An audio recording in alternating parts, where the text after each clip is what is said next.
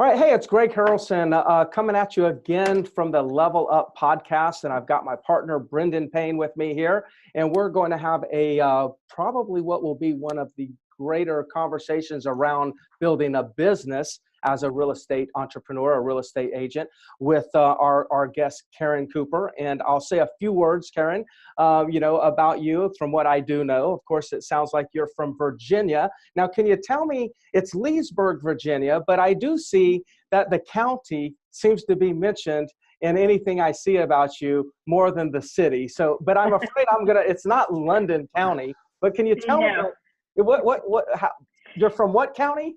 It's from Loudoun County. Loudoun County. Okay, well, Yes. good. So Karen's coming at you from Loudoun County, Virginia.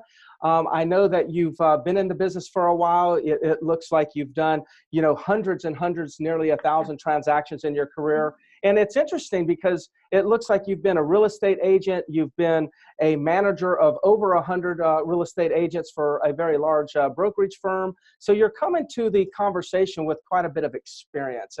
And I just want to, we'll engage and start a conversation. I got here. It's not a job, it's a business. And I think Karen's going to share with us some keys to success as she's seen it. So say hello to the guest, Karen. Yes, thank you so much. I'm happy to be on here and to share some of the things I've learned over my 17 years in business. Okay, good. So you're definitely a veteran. I like to use the veteran instead of dinosaur, but it seemed like when my dad was in the business, we had always, years ago, it was always somebody 17 years in the business. Oh, they're a dinosaur. And that meant something good, right? But I don't know, for some reason, dinosaur doesn't seem appropriate anymore. So. That does not feel good to me. So I will work with veteran. And, it's funny because I think back in the day, it used to be when you had been in business for 17 years, you were probably much older. I think a lot of people saw real estate as a second or third career. And now we're seeing it more and more that it's a primary career. So when you say somebody who's been in the business 17 years, we're not quite that old. Yeah, so. There you go. Good point. Yeah, that's so true. So let's just dive right into the conversation. And Karen, I'd just love to hear your take on this. Again, it's not a job, it's a business. Yeah. And, and keys to success. So what are your thoughts on on that?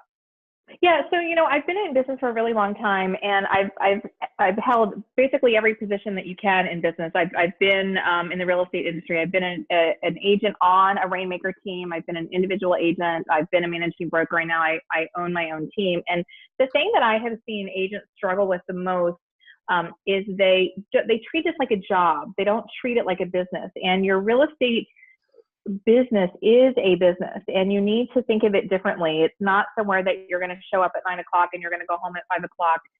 You need to look at it from an overall investment of not only your time, but also your resources. A lot of agents, I think, sometimes are afraid to invest in their businesses. But when you run your own business, when you're truly self-employed and you're an entrepreneur, it does require that investment. And I think that's a huge mistake that agents make. Yeah. That's a really good point. What are your thoughts on that, Brendan? Yeah, I was just getting ready to ask, what do you think is the primary difference? Because there are agents that come into the business and they're going to make some money. They're going to look and say, I was able to replace what I had. But at some point, there's a shift from, I think that this is a job that I could be doing something else, but I'm doing real estate. And now I see some opportunities. So where do you think that shift takes place where you can actually then turn it into a business? Yeah, well, it's a mindset shift because, we're very fortunate in this industry and in this career that you can make a lot of money per transaction. And so if you are good at what you do, depending on what your job was when you came into the business, you can probably replace it somewhat quickly. But the thing that I find, and I hear this a lot, for myself personally, I average 50 to 60 transactions per year. And to do less than that almost seems like it's more work. I think agents have this perception that I don't want to do 30 transactions. I don't want to do 40 transactions. I don't want to do 50 transactions because they think it's so much more work. But honestly, that's, again, the shift to making it a business and not just a job. When you're looking at it as a business, you have systems in place. You have functions that are making you be able to be much more efficient and productive as you're going through your business. And so for me, it's actually a lot harder for me to do less than it is to do more. I hope that makes sense. Yeah. Brendan, I know what you're thinking right now. You and I,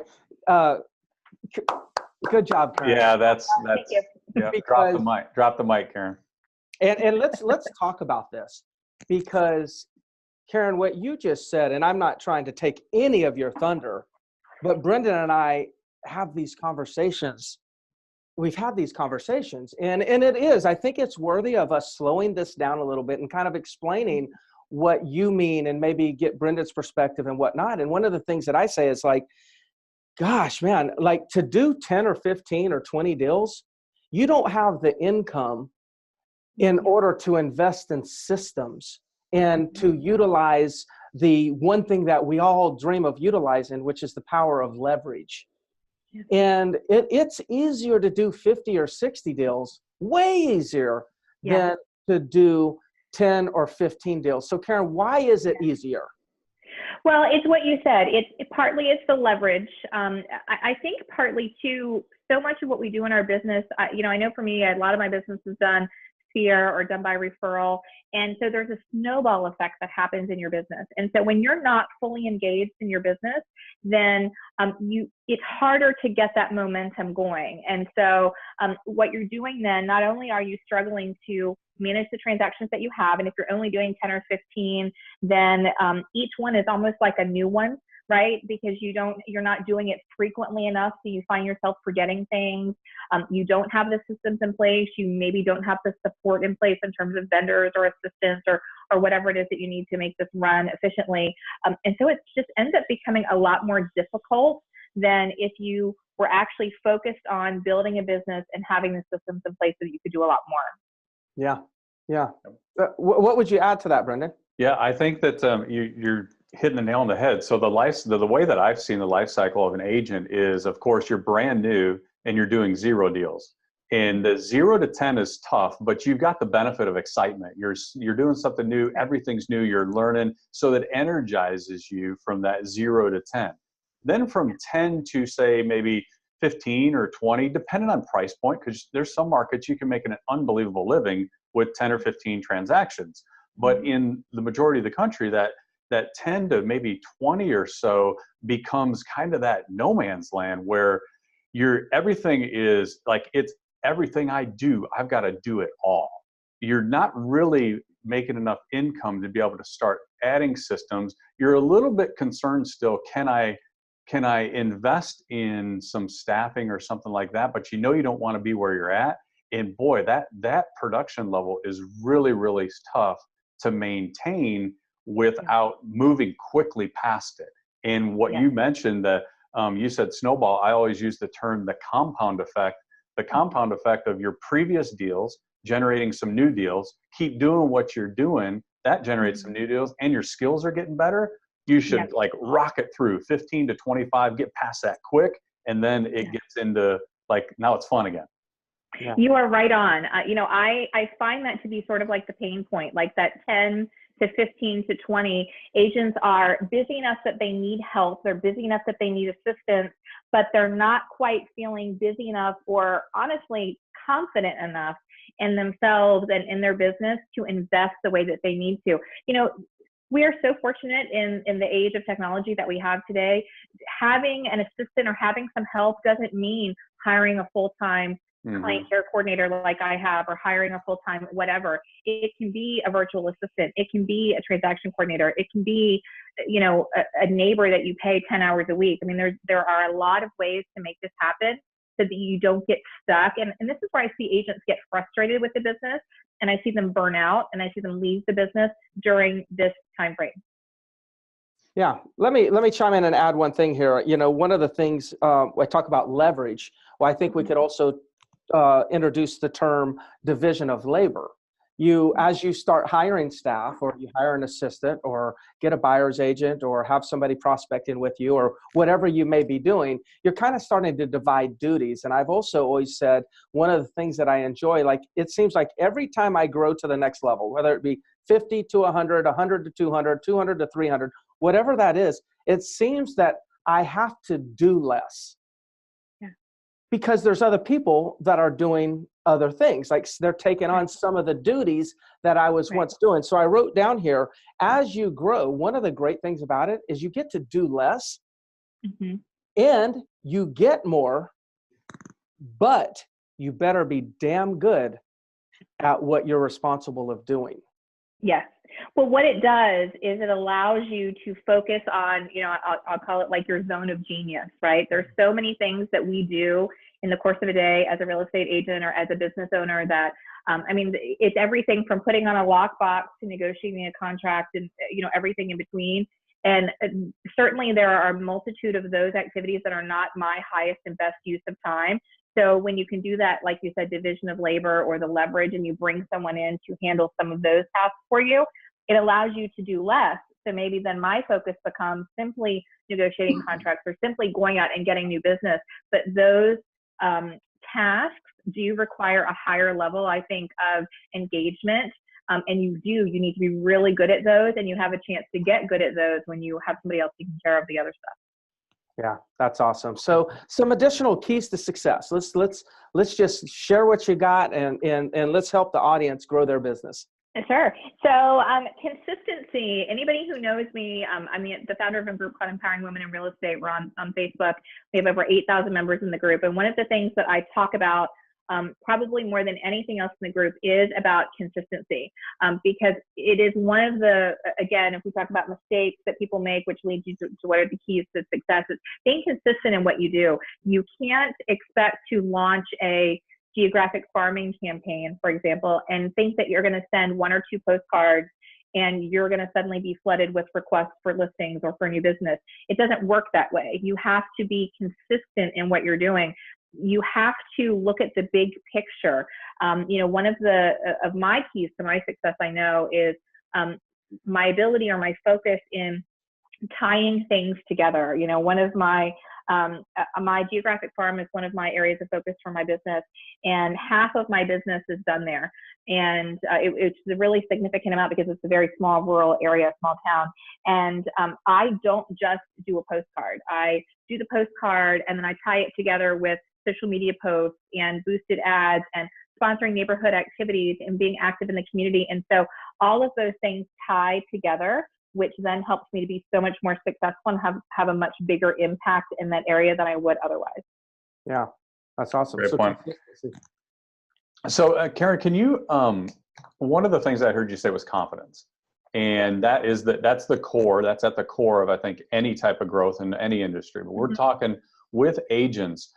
Can you share some of the things that maybe you did early on when you were an agent and you're trying to grow, you saw the potential?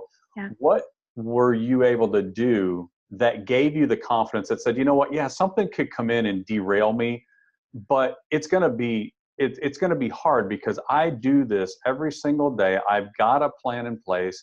And that usually is what gives you the confidence to say, all right, now I can go ahead and turn this into a business. I'm not just getting stuff by default. There's a cause and effect. Yeah. So for me in the very beginning, it was taking absolutely every single opportunity that came my way, no matter what it was or where it was. So this meant sometimes my very first listing was an hour and a half from my home. I went on many rental appointments. I went on showing appointments to meet people who I really felt were never going to buy. I went on many, many listing appointments for people who never listed their home or chose someone else.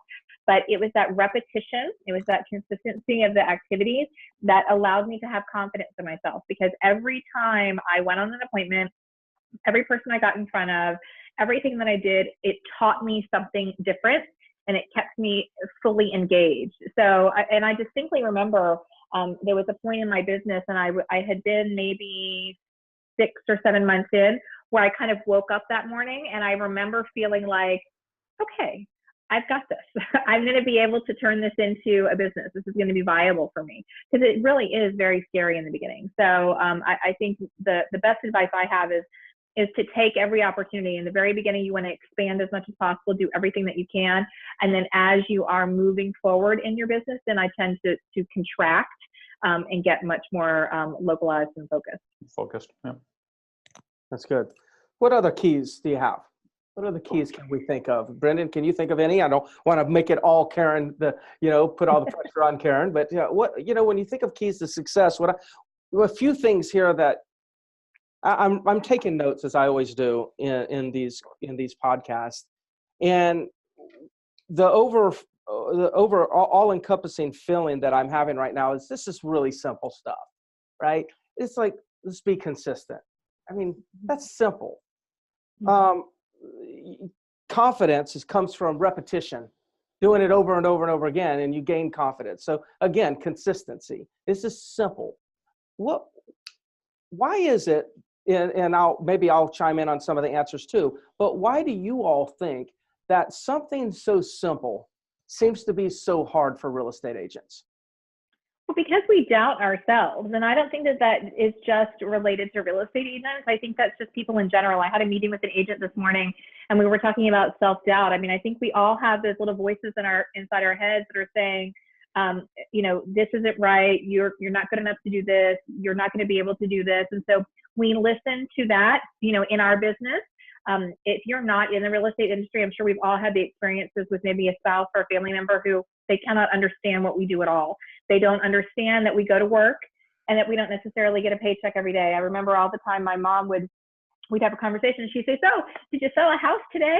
And I'm like, "Mom, that's not how it works. It doesn't work exactly like that." So it can be hard when you're getting these messages everywhere, and it kind of feeds into our self-doubt, and then it's the fear that keeps us from doing these things that are, you're right, confidence, consistency. These are simple things, simple keys, but so many people fail to do them, and I think it's because they're afraid.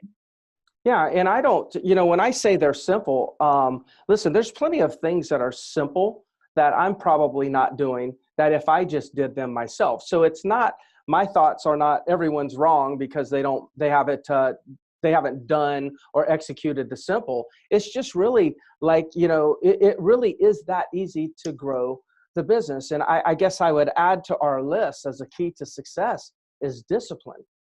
Is discipline of knowing that every day in our business, we start at zero. We wake up at zero by default, no choice. We wake up at zero, but it is our choice to go to bed at zero. And what we do between the time we wake up and what we go to bed, the consistency, the things, the actions, the steps that we take throughout the day is what really determines whether or not we go to bed a zero. And I think if people could really take this on and agents could understand that, hey, it's a gift to wake up at zero with nothing and have to start over, because the alternative of that would be you're making a $50,000 salary at some business and you wake up with no opportunity to do any more than what you have. So for us to realize the upside of unlimited opportunity, then we have to accept the downside, which is to start at zero. Yeah. And so I think that's one of the things is it takes discipline to wake up every day and apply action to make sure that we go out there and build a business every day. Yeah, you're absolutely right. Go ahead, Brendan. No, go ahead, Karen. I was going to say you're absolutely right about the discipline, because you're correct. When we wake up in the morning, unless, maybe you're on a team that requires you to be there certain times or whatever. But for the most part, most of us wake up every day. And unless you have an appointment with someone, you probably don't have a specific time that you have to be at the office. You probably don't have a specific number of people that you need to call. And so there is a certain amount of discipline that's required to get us out of our comfortable warm beds. It's, freezing cold here right now in Northern Virginia, and get into the office. And it's discipline to pick up the phone and to call the people that that you need to call. There's a lot of discipline that's involved in that. And that's hard. That's a muscle that a lot of us do not exercise near enough. Yeah. Yeah. And there's a disconnect too, I think sometimes, and a lot of it's a product of maybe you can get in this business without a lot of leadership behind you. Yeah. You can get in this business and not really know who to listen to, or you're listening to 40 different voices on what to do. And you can ask most agents and say, if there was a restaurant or a store that you like to go to, but it was closed that day, would you think that they're going to make any money that day? And how long would they stay in business? And of course they'd say, no, it's not going to be open. Yet agents will wake up every day and never open their real estate business because they never do what they need to do to actually produce income, which is go and have conversations. So I think that, that disconnect is real, and it's almost a mystery in the beginning of, you come in, you're brand new, but you really don't know, like, you think people that are doing 25, 30 transactions and are doing a lot of business, you can't bridge that gap. And so if there's not somebody that can bridge that and say, this is a result of what they do every day, then it just remains a mystery. Right. No, you're absolutely right about that. And I think, again, all these things, all these keys that we're talking about, they all sort of tie back into each other, right? Because part of the discipline and picking up the phone and doing these things, there's a certain amount of confidence that's involved, right? To pick up the phone and to make the calls, but then you have to be consistent. You have to do that every single day, because you're right. So many agents, I've seen it, my years as a managing broker, they get up in the morning, they never open their business. They wait for their phone to ring. They wait for someone to call them, not for them to call someone else. And so, that can really hold you back in your business. There's a lot of people in our business that love to talk, but they don't actually do. And one of my favorite sayings is that I never take advice from someone I'm not willing to trade places with. And it's really easy to see the agents who they look like they're doing really great and wonderful things in their business, but if you look at their daily habits, it's kind of a show. And so I think it's important to align yourself and to surround yourself with people, just like your listeners are really interested in this podcast because they can hear this great advice and hear things from people who are actually being successful in their business. And I think that's crucial. Yeah. I just wrote down, for all those people that wait for business, I can only say, while you're waiting, go ahead and take some actions to build your business at the same time. Like I'm waiting for business too, but I'm waiting in a different way. Like I'm working, and then I'm available when it comes to me. But in the gaps between the times it comes to me, I'm creating it. Yeah. And it's just, I think that, again, this is a very simple conversation that if we were to take all the high level conversations and tips and strategies and throw them out the window, and a real estate agent was just to follow these simple steps that we're talking about right here, they would probably experience more growth than all those fancy things that's distracting them. Totally. It's that shiny object syndrome, right? And again, this is where the confidence comes in and the fear comes in. We're afraid that we don't know what we're doing. We're afraid that we're not going to be able to grow our business. And so we look outside ourselves for these shiny objects, for these things that we think are going to somehow make it better and make it easier. And really what ends up happening is we're getting distracted by all of these other things. Whereas if we focus on the foundation, if we focus on building a strong base in our business, if we focus on these simple yet really critical keys to success, our businesses would be so much stronger and better for it. I mean, let's talk about previewing. That's something that when I was training new agents, when you're brand new, we're all waiting for business. You don't have anything yet to do. So be active, be engaged in your business. Go out and look at the homes in your marketplace. Go and visit the model homes and talk to the new home sales rep. Get a feeling, get engaged and connected with your local market. That is something that anyone can do. And the steps that you're taking, just the action of putting yourself out there, is going to help to bring that business into you faster. Yeah. Just do something. Do something. No question about it. I challenge all the audience, those that are listening. I challenge you to, like, for the next 30 days, why don't you go ahead and commit to a morning ritual? Like, commit to a time that you'll wake up in the morning. Commit to a time that, maybe you'll go for a walk. Maybe you'll go to the gym. Whatever your condition is, forget about it. Stop making excuses. Just do something to generate some energy. Commit to a time before 8 o'clock that you'll listen to something that's motivational, maybe the Level Up podcast, or maybe some other podcast or an audiobook or something like that. Commit to getting into the office at 8 o'clock. Commit to doing some activities like lead generation for 2 to 3 hours until 10 or 11 o'clock. commit to about 30 minutes of follow-up until 11:30. If you would do that for 30 days, just keep that morning ritual for 30 days, you'll experience a breakthrough in your business. And I didn't say anything that every single listener couldn't do starting tomorrow morning. Yep. You're absolutely right. Well, good. Hey, before we get off, Karen, I think that it's worthy of you sharing a little bit more about what is empowering women in business. I know that's an organization, but it sounds like something that has is a good cause. Can you just share a little bit about it? Sure. It's empowering women in real estate. Real estate. Yep. And this is a group that I founded almost 5 years ago. And what I found is that a lot of women in the industry, we all have challenges, but sometimes women have some more unique challenges than maybe some men have in the industry, and vice versa. And so the idea behind the group is helping to support and educate women to grow their businesses. We talk a lot about balance. We talk about time management. We talk about balancing motherhood with real estate. And so this is our 5th year. We have groups that get together and meet every month in a variety of cities across the country. We have over 8,100 members now. We do have a YouTube channel where you can watch some of our coffee chats and things that we do. So we certainly love any of your listeners to look us up and join. And they would just and go into Facebook and maybe search for Empowering Women in Real Estate? Yeah, that's it. It's a closed group, and you can just request to join right there. Okay, that is awesome. And I think I failed to mention your company name. Is it your company name Platinum Group Real Estate? I know it's Platinum Real Estate, Platinum Group Real Estate Team. Is that also your company name? No, that's the name of my team. It's Platinum Group Real Estate Team, and we are affiliated with Pearson Smith Realty, which is our brokerage here in Northern Virginia. Okay, and if there's any guests that want to reach out and send you a referral for Loudoun County in Leesburg, Virginia, what's the best way for them to reach out to you?